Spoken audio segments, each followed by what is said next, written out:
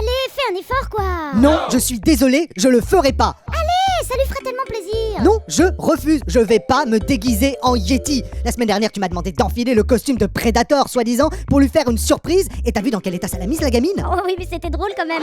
Oui, une enfant de 6 ans, l'air terrorisé, les hurlements incontrôlés. C'est vrai, qu'est-ce qu'on s'est marré. Alors cette semaine, on va peut-être essayer d'éviter une nouvelle séance chez le psy, d'accord? Ah, pourtant, il se faisait une joie d'aller voir Yeti et compagnie au cinéma en ta compagnie.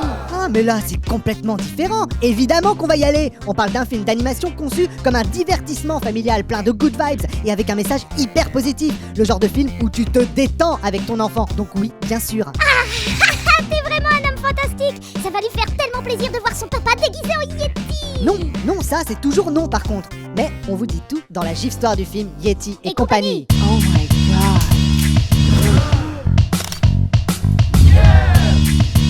Pour les Yétis, l'univers ne se résume qu'au sommet d'une montagne qui surplombe un océan de nuages. Leur existence est régie par un ensemble de règles gravées dans les pierres et dont le chef du village est le garant. Ah, le gardien des pierres. Oui, tous ont entendu parler de la légende des petits pieds. Les humains? Oui, mais d'aucun n'en a vu de ses yeux vus, jusqu'au jour où Migo, témoin d'un crash d'avion, établit le premier contact. Il en informe immédiatement le village, mais personne ne le croit. En effet, les pierres stipulent que les petits pieds, ça n'existe pas.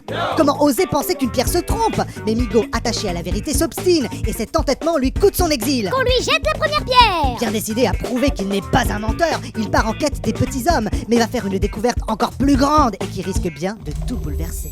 Alors, est-ce que ça vaut le coup d'aller le voir? Yeti et compagnie est évidemment un film à destination d'un public familial. Un film d'aventure qui repose sur une histoire d'amitié entre un Yeti sympa au grand cœur et un humain au départ anti-héros méprisable. Mais ce qui est particulièrement agréable, En tant que parent? oui, c'est l'absence de violence et de scènes choquantes dans le film. On est toujours un petit peu en suspense quand on va au cinéma avec ses enfants. On espère secrètement que le film ne fasse pas faire de cauchemars à nos chérubins, que l'heure et demie dans cette salle obscure ne se transforme pas en une nuit complète lumière allumée chez soi. Oui, enfin en même temps...